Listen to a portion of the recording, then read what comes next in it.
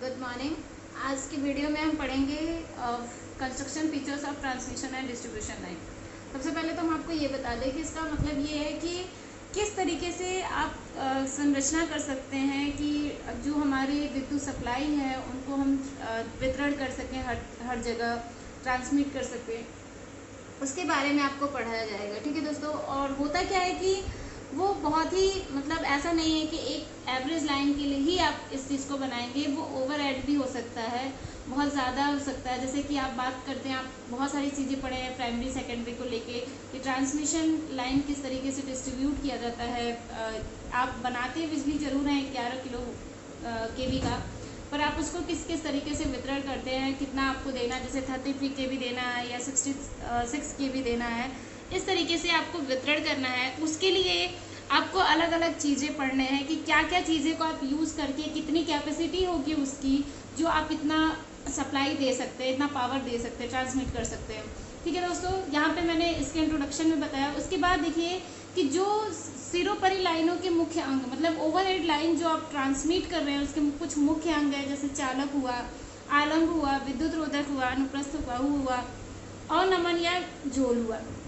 इन चीज़ों को आप अलग अलग तरीके से पढ़ेंगे। सबसे पहले चलिए हम पढ़ते हैं कि सपोर्ट ऑफ लाइंस किस तरीके से आप अगर ट्रांसमिट कर रहे हैं किसी लाइनों को, किसी विद्युत सप्लाई को, तो किस तरीके से आप ट्रांसमिट कर सकते हैं, उसका वितरण कैसे करेंगे। तो देखिए ये सारी चीज़ें हैं, इन चीज़ों से हम ट्रांसमिट कर सकते हैं, मतलब इन चीज़ों की आवश्यकता होगी हमें।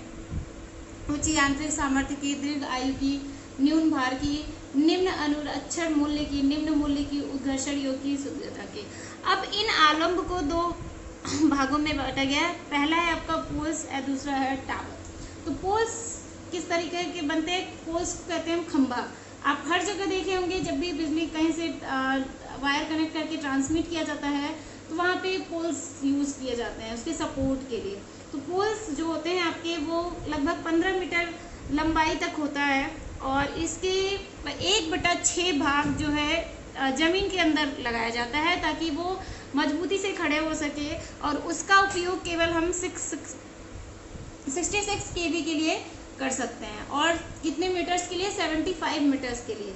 इन चीज़ का हम यूज़ करते हैं किसके लिए? पोल्स। हम फिर से बता दें आपको कि पोल्स जहाँ भी आप लगाएंगे उसकी लंबाई कितनी हो चाहिए? आपको 15 मीटर की लंबाई चाहिए, साथ ही उसका 1/6 भाग आपका ज़मीन के अंदर होना चाहिए, क्योंकि सपोर्ट के लिए आपका पोल जो है मजबूती से टिकाऊ होना चाहिए, खड़ा होना चाहिए।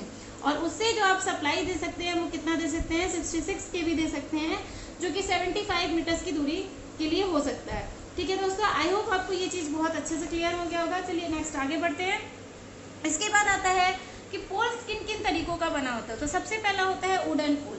वुडन पोल आप बहुत जगह गांव वगैरह में आप देखे होंगे कि वहाँ पे लोग सप्लाई जो आप ट्रांसमिट करते हैं सप्लाई को, वो लकड़ी का पोल लगा के कर देते हैं। तो लोग लकड़ी जो होता है, वुडन जो होता है, वो ऐसे होने चाहिए, ऐसे पेड़ का होना चाहिए जो कि थोड़ा टिकाऊ हो और टिकाऊ के साथ साथ स्ट्रेट हो।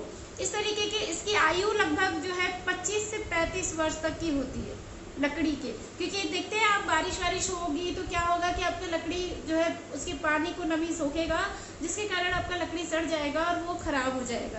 तो लगभग इसकी आयु बहुत ज़्यादा लंबा नहीं होता है, ये बहुत ही ज़्यादा टिकाऊ भी नहीं होता है, लेकिन हम लकड़ी के पोल का ज़रूर यूज़ करते हैं।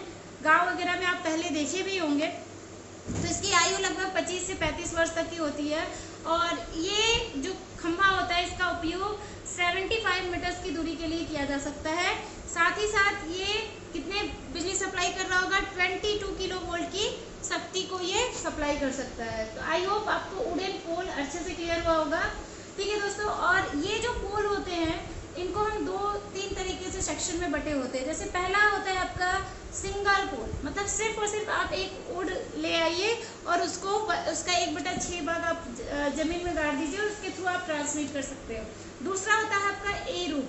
ए रूप का मतलब होता है कि जो आपका पोल है आप उसको ए सेक्शन के रूप में बांटे होंगे, जैसे कि मैंने इस फिगर में आपको दिखाया है। ये देखिए यहाँ पे ये सिंगल पोल है, और यहाँ पे ये जो इस तरीके से बना है ये एज ए इंसुलेटर मटेरियल है, क्योंकि अगर इस पोल से आप डायरेक्ट कनेक्ट करेंगे तो कहीं ना कहीं इसमें कुछ सप्लाई आने के चांसेस होते हैं। तो उससे दिक्कत होती है, तो इसलिए हम यहाँ पे इंसुलेटर का यूज़ करते हैं। तो ये आपका कैसा दिख रहा है दोस्तों, सिंगल पोल की तरह दिख रहा है। और ये देखिए यहाँ पे फिर मैंने बनाया है, ये आपका कैसा दिख रहा है, wooden a section pole, wooden pole का ए सेक्शन पोल दिख रहा है। जस्ट नीचे मैंने एच सेक्शन पोल भी बनाया है। मतलब आप इन 3 तरीके से वुडन पोल को डिज़ाइन कर सकते हैं और अपने लाइंस को जो है ट्रांसमिट कर सकते हैं। ठीक है दोस्तों, चलिए आगे बढ़ते हैं, स्टील पोल की बात करते हैं। तो आई होप आपको ये चीज़ तो क्लियर होगा कि वुडन पोल के अकॉर्डिंग स्टील पोल आपका काफ़ी ज़्यादा टिकाऊ होगा, क्योंकि कहीं ना कहीं स्टील पोल की जो स्ट्रेंथ होती है, स्ट्रेंथ मटेरियल होती है, वो स्ट्रांग होती है।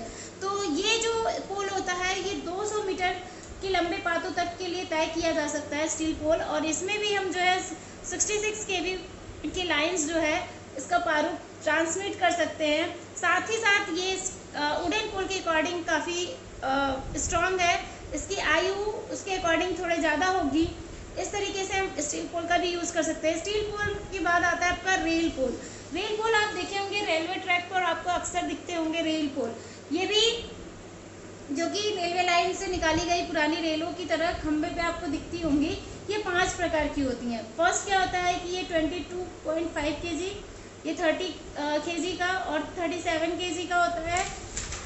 साथ ही साथ 45 kg, 52.5 kg। मतलब देखिए ये आपको वेट बताया गया है कि आप जो पोल डिज़ाइन करेंगे, जो बनाएंगे, वो इतने ही kg के बीच में डिफरेंस होना चाहिए। और ये जो होता है ये आपका 33 kV की लाइनों को ट्रांसमिट कर सकता है। और कितने मीटर की दूरी के लिए, 200 मीटर की दूरी के लिए ये तय किया जाता है। और इसकी आयु 100 वर्ष होती है। तो देखिए दोस्तों, आपने पढ़ा, पहले वुडन पोल पढ़ा, फिर स्टील पोल पढ़ा, अब रेल पोल पढ़े। रेल पोल के बाद आता है, इसमें कई तरह के सेक्शन बटे हुए हैं। जैसे फर्स्ट आपका आता है I section pole. I section पोल का मतलब ये होता है कि जो आलम होता है वो सिर्फ और सिर्फ आई की तरह बना होना चाहिए। आई आप पढ़ते हैं ABCD, उस तरीके में आई भी एक आपका एलिमेंट है, जो कि आप जो खंबे बनाएंगे वो आई सेक्शन की से बनाएंगे। और इसकी स्ट्रेंथ जो होती है, यानी यांत्रिक क्षमता कह लीजिए, वो बहुत ही कम होती है, बहुत ज़्यादा नहीं होती। इस तरीके से आप इस पोल को डिज़ाइन कर सकते हैं। सेकंड होता है आपका ट्रबुलर स्टील पोल। ट्रबुलर स्टील पोल क्या होता है, ये भी जो है आपका स्टील का ही बना होता है, जो कि स्टील या जस्ते का कह लीजिए, दोनों का ही बना सकते हैं हम इसको।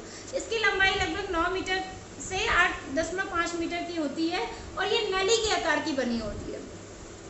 ठीक है दोस्तों, और इसकी आयु जो होती है 50 वर्ष होती है। जो ट्रबुलर स्टील पोल है इसकी आयु 50 वर्ष होती है। इसके बाद आता है जो दोस्तों आपका लेटर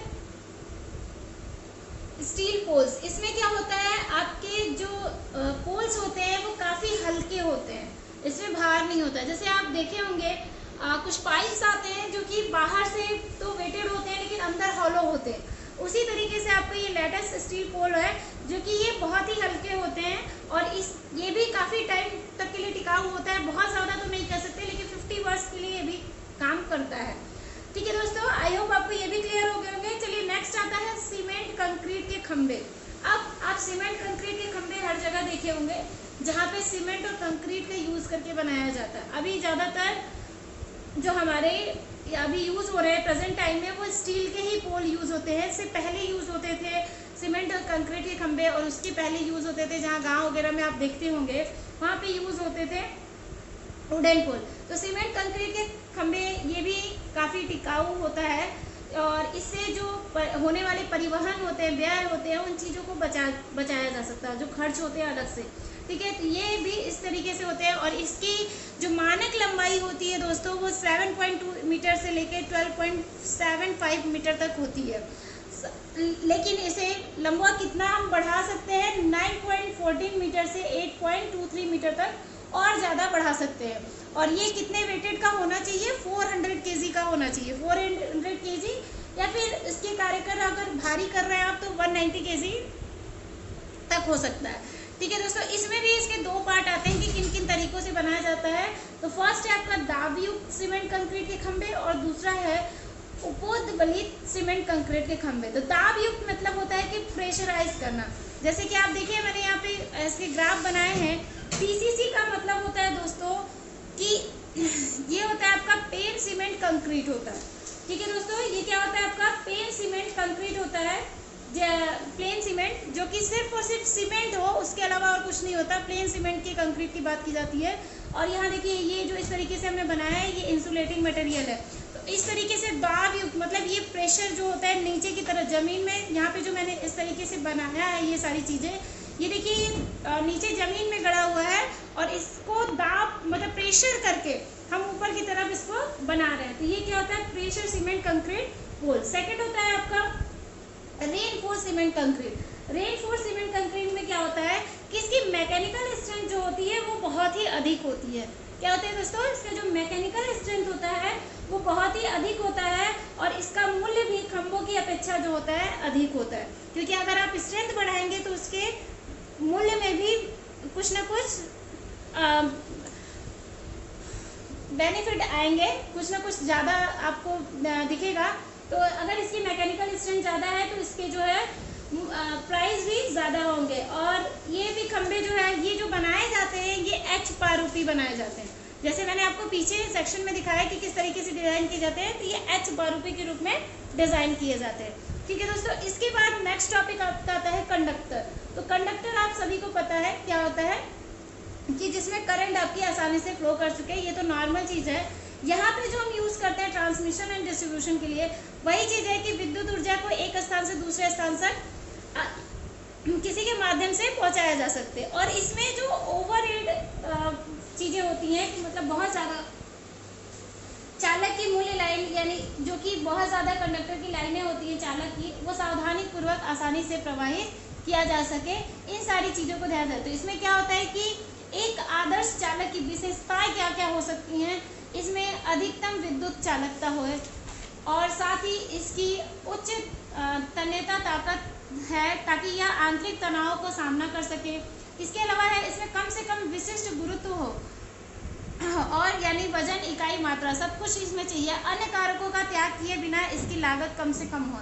ये सारी चीज़ें आपको किसके बारे में बताई जा रही है, कंडक्टर के बारे में बताई जा रही है। इसके बाद आता है आपका ओवरहेड चालक के प्रकार, मतलब टाइप्स ऑफ ओवरहेड कंडक्टर। अगर ज़्यादा आपके ओवरहेडेड हो गए मतलब बहुत ज़्यादा हो गया तो उसके लिए आपके कंडक्टर के प्रकार क्या क्या हो सकते हैं, तो ये सारी चीज़ें आपको बताई जाएंगी।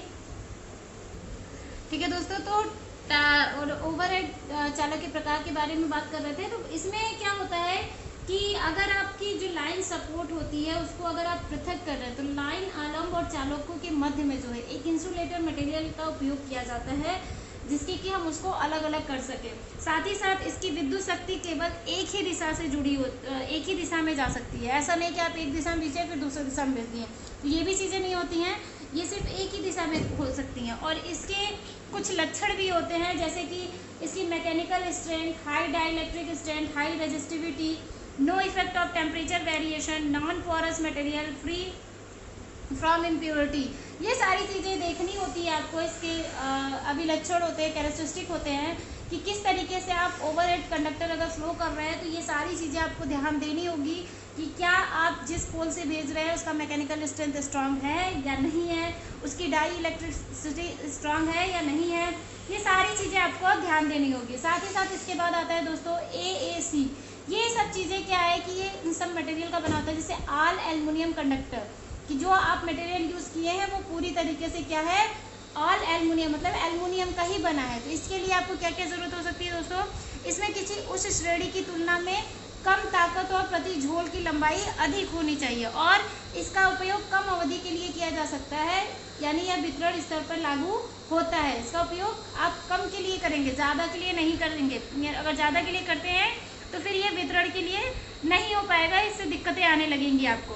और यह ACSR से कम वोल्टेज पर थोड़ा बेहतर चालकता है, यानी वितरण स्तर पर। मतलब जो ACSR है, ACSR का मतलब है एल्युमिनियम कंडक्टर, एल्युमिनियम कंडक्टर से रेनफोर्स। ठीक है दोस्तों, तो ये क्या होता है कि इससे जैसे कि आप जो भी मटेरियल बनाए हैं अगर आपकी बारिश हो रही है तो उस समय के अकॉर्डिंग आप देख के बनाएंगे। ऐसा तो नहीं है कि आप एक बार खंबे लगा दिए, एक बार आप लाइंस वितरण कर दिए, उसके बाद दोबारा आपके मौसम के अकॉर्डिंग चेंज होने लगा तो आप उस पोल को निकाल के फिर दूसरा नहीं, आप क्या करेंगे कि सारी चीज़ों को ध्यान में रखते हुए ही आप वितरण करेंगे, पोल्स लगाएंगे।